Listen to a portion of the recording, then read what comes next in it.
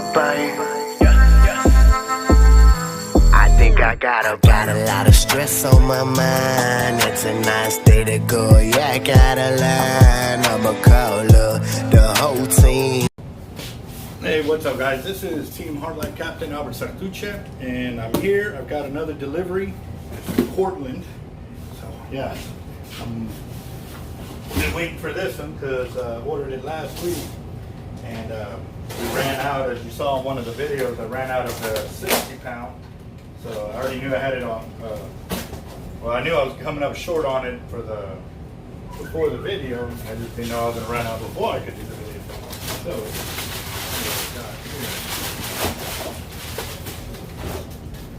got 5,000 yards of 40 in the white. Maybe I need to move over here. Let me do that. And we got 5,000 yards of the 80 white, or in the chartreuse. Sorry. Colorblind there for the city. We got 5,000 yards of 130. Yes. Now I can do a couple of big spooling videos because, yeah, I haven't put it on the 130 yet. I need to. So what I also wanted to do, me being me, I just wanted to see how much of the 40-pound test line could go onto a 130. So I know I've got a lot of 40 on my other spool. It's probably about, I don't know, I forgot. But there's quite a bit on there, plus 5,000 yards. It might be enough. If not, then I'll have to top shot it with 80 pounds just to get it. But I've got another 60-pound test of 5,000 yards of white. So another 20,000 yards of lining. And literally it's been 2 weeks since our last order. So we're going through about 20,000 yards of Cortland braid every week or every other week. And that's a lot. That's a big, bold statement right there because we're not a huge shop. We're really not. But the reach of what the YouTube channel is doing and everything else is really putting it out there for this braid. And it's because the braid does what it does or what it says it's supposed to do. And here's the story. This one was crazy. I was glad to hear it though. A couple of buddies of mine, they actually went out and went fishing and they had Cortland braid on one of their rods. I know they've got it on a few of them, but the rod that the story is about is one of them that I spooled here. They cast it out. They had one of my surf weights out there. And so they started loading up and they put the rod in the truck and it was still in the water.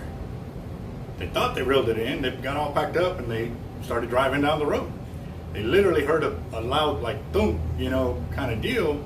And they looked back and they could see the line all the way back. So they literally had to stop and they started reeling in and they found out that they already drugged the weight like 50 feet, through, or they said it was about 50 feet or 50 yards through the surf or through the grass onto wherever they were driving from. And it was straight to the knot and everything. I mean, the rod was bowed over. It was bowed over so much that the little hole on the side of the rail on the truck had actually bent as well.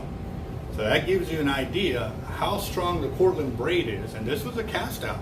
It wasn't a heavy like 130 or 80 pound or an 80 or 50.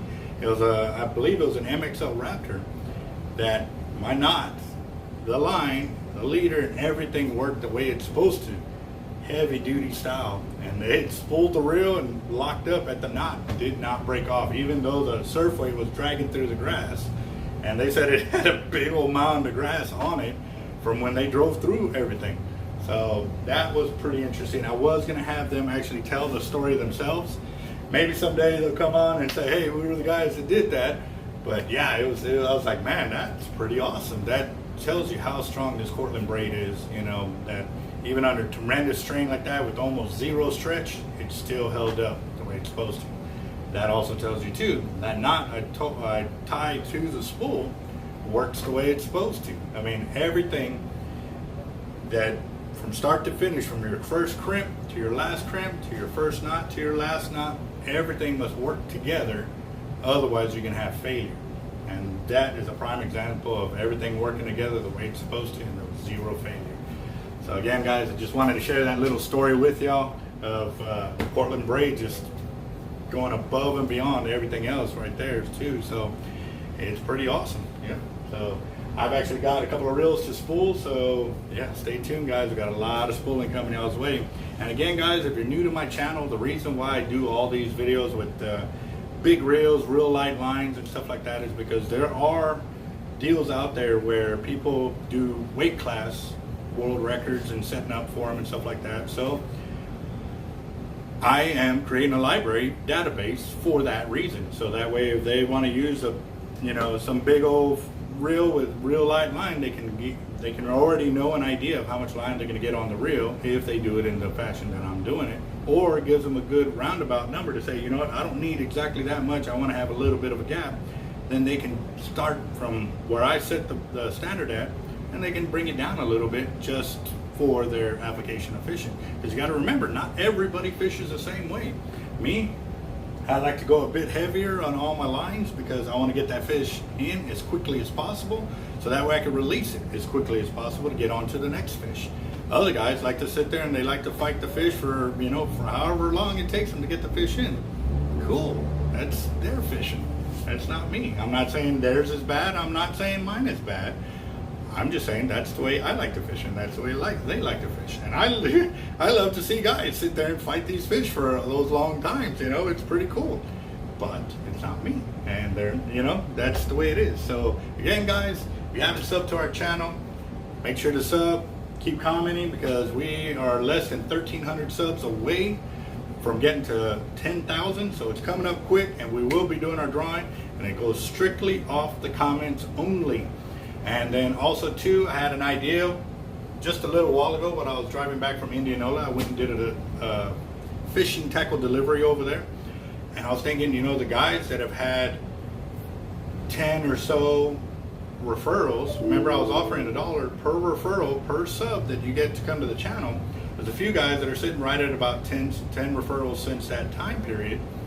I was thinking that I can get them in on a slot on one of the tickets for the minis. So it's just food for thought, guys. If you get people to say, hey, so-and-so referred me, so-and-so referred me, and you get 10 of those guys, that could pay your way in to get into the mini tickets for the drawings, because we still got plenty of spots available. And yes, it's $10 for the mini or $50 for the main. You get on the main, you're already in the drawing. The mini, you got to win the mini to get on the main. But it's just food for thought, guys. It's a good free way to get into the drawing, and you can still win monster big. So, all right, guys, check you later. We out.